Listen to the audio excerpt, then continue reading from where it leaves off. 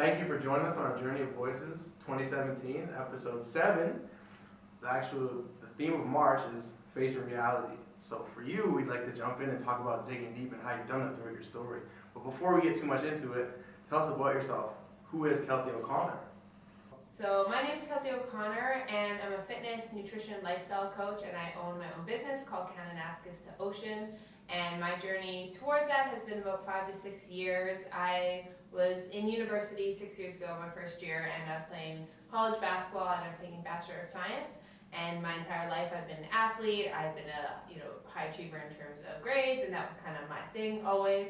And I loved it, and I was really blessed to play university basketball, but unfortunately I ended up blowing out my knee and in my second year, and that pretty much ended my basketball career. I had to take a year off. I had to spend a lot of time rehabbing and just reevaluating what I wanted throughout my life. And I wasn't sure. I felt very lost because you spend your entire life being like, I'm an athlete, I'm academic, but then suddenly I didn't want to go into med school. I couldn't play basketball, so my elevator speech in essence was gone. I was like, who's Keltie? And I sat there blank and I didn't know. So I just kind of fiddled around trying to find what I wanted to do, went through a kind of dark period in my life, and then through rehabbing my knee, I actually had to do a lot of weightlifting, which I'd done some for basketball, but never really anything too specific. And I fell in love, and it was kind of like, this is amazing, like I can get, I can still move my body and do stuff aside from sports. And then through that, I also discovered a passion for marketing because I'd always been so fascinated with fitness clothing, and so Nike and Lululemon and Adidas and that. So I was like, okay, I'm going to take a Bachelor of Commerce and then move away from med school. But I always knew that I wanted to help people somehow. So I was like, how can I tie that all together? So I went through several years kind of creating what I wanted to become, where I wanted. I just knew I wanted to help people. I loved health. I loved marketing. I just kind of picked and choose and made my own path throughout that and moved to Halifax. And then before moving to Halifax for about 2 years, I had been a personal trainer while in school. And I knew, I loved the company I worked for. It was great mentorships. It was an amazing opportunity, but my vision and their vision was just a bit different. And not that either was wrong. It was just snowboarder versus surfer. It was just a bit different. And so when I was given the opportunity to come here to St. Mary's, because my boyfriend plays on the football team, I was kind of like, sink or swim, let's try this out. I was like, it's the first time in my life that I have a clean slate. I have no safety net. I don't have a job in Halifax. So I was like, hey, you give yourself 6 months and try and create a business and way to make money.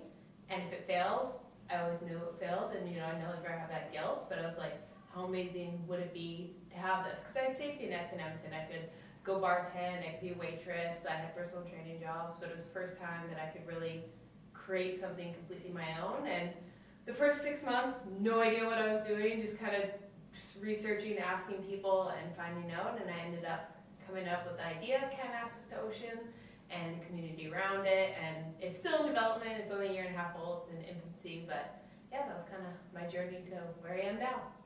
Just kind of lay the foundation of everything that makes you who you are. Where are you from, and what was the environment like growing up there? So I was from Edmonton. I had a great childhood. I'm not going to say I came over too many hurdles, but I was definitely a perfectionist, and I think it was probably my most crippling trait, because I was like, I had to be the best athlete, I had to be the smartest, I had to do all this, and it was almost limited. I never wanted to try anything that was out of my comfort zone. So throughout junior high school, that was kind of my persona: academics, athlete. And yeah, and then ended up going to university and kind of what I explained from there. And then that was when I kind of learned to get over that perfectionism and just learn hard work and just consistent hard work instead of having to get it right. Just have to keep trying and trying and trying. In dealing with that transition, going from basketball and maybe putting your energy into fitness once you realize that you can play sports, could you just maybe explain what happened and how did you pick yourself up? How did you dig deep to kind of even want to go put yourself into something else? Because I know Dre's told me his story a bunch of times and it touches me every time, but I love football, or to think that maybe an injury would end it all it's a lot to take on, right? So how did you get yourself out of the hole? So I think the first little while I didn't. Went to a dark place for a little while. Did a year or so of a life I'm not proud of and did nothing. And I think one day it all dawned in on me that I can, like, my mentality, you can sink or swim. And it's gonna be hard work, and no matter what I do, either I stay where I am, I'm not happy, or I can just grind it out. And I hate to use the term grind it out, but it just comes, I was like, I'm gonna embrace every single downfall I have and be like, if this is rock bottom, I'm gonna feel it, I'm gonna embrace it and be like, and just understand I never wanna feel this again. And so I just went and I was like, it's not gonna be 100% the next day, it's not gonna be, I'm not gonna be great within a day, but I kind of was just like, I'm committing to changing everything. And then I knew what I used to have, so I knew I was capable, I knew I had a lot of energy, I'm a very energetic person, and I was like, unfortunately, all that energy is negative, so I was like, what would happen if I turned it all positive? So I kind of just embraced the negativity and the bad place I was in, and then embraced the work, and then I found it not as hard, because I expected it to be hard work, I knew, and I was like, you just have to keep going. What was the starting stages like? I mean, so you set your mind to it, you made your mind up that you're going to embrace the negativity and just try to shift everything around. So maybe in coming to Halifax or even starting in fitness, what was it like adapting to that new environment? Kind of starting over again. I think it was just like every day, just learning something new and just trying to be better every single day, and I never actually knew, and I think that was kind of a good thing and bad, because I didn't really know where I wanted to come from it, but then that allowed me to try so many things, and I was not really scared anymore. I was like, okay, I'll try this. It's like, okay, that didn't work, I'm gonna try this and that. So I knew it went from me just like, not just doing cardio to like weightlifting. They want me to weightlifting to be like, I really like this, I'm gonna research more about weightlifting. And then it went to, I started sharing my story on social media, just Instagram, and then people started following me and asking me questions. So I was like, oh, like people are actually interested in this. So I was like, I don't want to give these people bad information. So, you get certified, and then you research more. And then I was like, hey, I'm going to get a job for this. So I was like, I'll just become a personal. Actually, I worked in a gym as operation management. So I wasn't actually directly in terms of fitness. I wasn't directly helping people, but I was like, gave me more insight of the fitness industry. And then I went more hands-on personal training. And so it was just little steps until it kind of created, I was like, how do I want to help people? Because I knew I wanted to help people move their body in the way they enjoy. Because when you're injured, you're an athlete and you go through a period where, I know you went through this, is that you can't run, and you don't realize how simple that is to just be able to walk and run. And then there's millions of people around the world that if I called them tomorrow, I was like, let's go hike. They can't. And I was like, and to experience that for the first time in my life, I knew that was kind of going to be my purpose, my passion, but I didn't know how. And then it just cultivated over time. So building from that, because passion, I think, is the key. And we've talked a lot about that, and on the show we've talked quite a lot about that as well.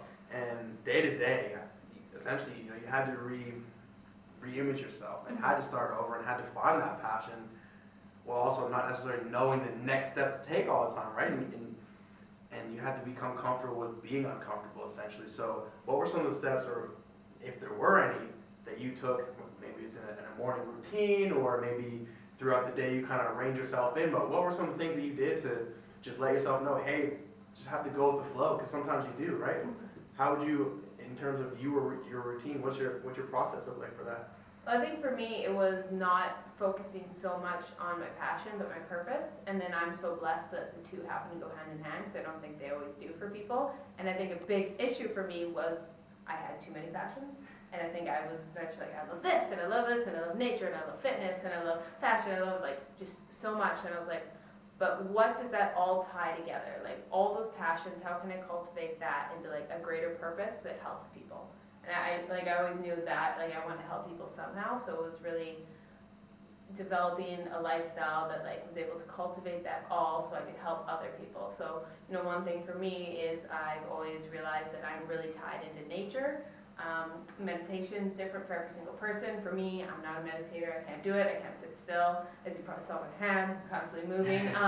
So it was just making sure I spend a certain amount of time every day in nature, evaluating myself, getting better. I'm a really big believer in self-development in any way you possibly can. So self-help, self-development audiobooks, there's books you can podcast, all that. And so devoting time every single morning to being in nature so I can be energetic, that I can learn something new and then put that back in the world. And so, I set my morning up, and then how can I help someone else through that? And so just creating all those passions I had and then finding the key to create my purpose. And I feel that's like my motivating factor and just making sure I'm directed towards that every day.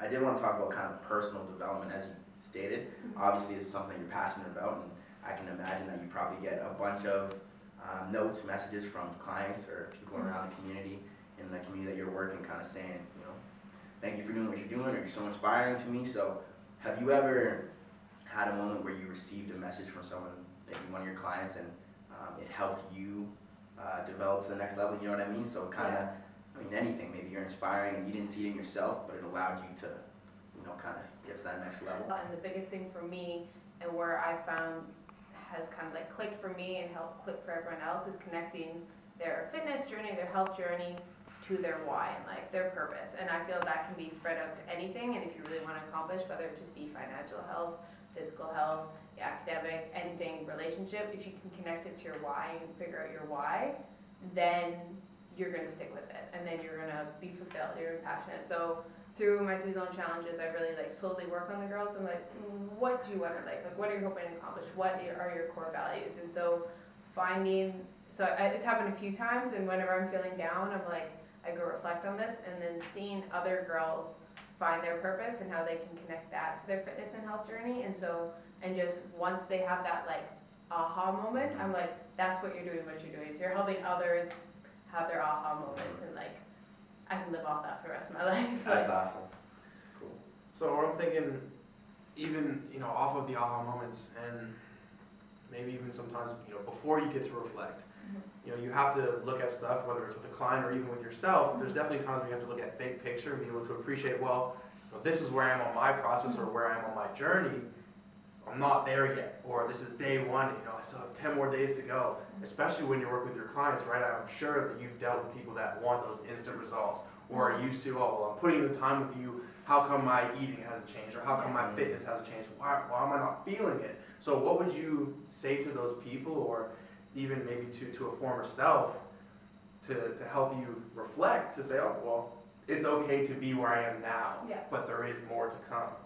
Well, I think in like a big theme I have with my clients, and that like I feel was a very like life motto I now try to live by, is that you can absolutely love where you are and still be a work in process. And so for me, I feel like ultimate happiness is that I can be so content with where I am in life, but I have so much more ambition and so much more. So it's finding that even though it's a bridge and you're pulling from both ways, is just, I think it's really beautiful to be like, you can be where you are. It's okay. You're not there yet. You'll be a bit better tomorrow as long as you put in some work today, but you don't have to be self-sabotaging. You don't have to say I'm a failure today because you're not where you ultimately want to be. So I was like, if you can create a lifestyle that you wake up every single day and you're like, I love this part of my life, I love this, like I feel good, so good that I just want to feel more and want to help more people do that. So I feel that's like a big theme we have with my like participants and all that. I'm like, it's okay that you're not where you want to be. Like no one is. I think that's a realization, and it's just living.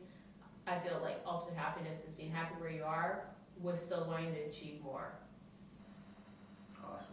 So I know we kind of already talked about maybe some of your biggest setbacks, but I'm not sure if maybe the injury or anything like that was your biggest setback. So maybe if you want to share another one, and what helped propel you through that experience. I think the two biggest setbacks in my life that I can really think of, like that were pivotal, were first of all my injury, and that we talked about. The second was the move to Halifax. And it wasn't negative as much. It was more like a blank page. It was starting over, and it was just, like I said, the sinker swim mentality. So I didn't really know what would come of it, and so I feel that was really hard because I knew nobody out here. I just knew Trevor, and I had no resources. I didn't have family. I didn't have friends. I didn't have anything, and like I didn't know anything about entrepreneurship. Like I didn't know, and then I was so scared also because I was like, you want to start a business, you want to help other people, but you know nothing. And so it was kind of finding that battle of like how, and going back to myself, I would have been like, ask more questions. It's okay that you're starting off and don't know. And I think that's a big thing. A lot of people who want to start fitness journeys, who want to start entrepreneurship, anything like that, want to start a new degree, anything, they always like think they have to come in knowing everything. And that was a big hurdle for me, and realizing that it's okay. Because every time you ask, you're going to learn more and you're actually going to know. So the first 6 months here was really rough, and I had no idea, but it was just a matter of over time being like, just keep pushing. You don't have a backup plan, so I just had to keep pushing forward. So, what is your next step in terms of where you are on your journey thus far? I mean, in terms of your business and graduating, moving on to the next chapter of your life. What's the next step? So the next step is just, like I said, take it day by day, learn as much as possible, and just grow my community. So Kanaskis Ocean, it's my baby. It's not going anywhere, and just I know its mission, and just kind of like our entire mission has always been to build a community of people that are living a lifestyle of fitness, happiness, and purpose. And so I think once you can create that in your life, you have like ultimate confidence. That's where you feel good because you're creating something you want, you're knowledgeable, and you're just devoting time to your health and being better. And so how I can help more people do that. So in terms of, whether it's retreats, clothing line that really represents our community, and then growing our community through social media, app development, all that kind of stuff. So there's a lot of areas that it's going, and then it's just a matter of growing until we can help as many people as possible. It's extremely exciting. I think, not to try and boil it down into one message, but we're going to do our best. So if you could leave with everyone watching with one message that they could take away, one thing from your story, what would you hope that message would be?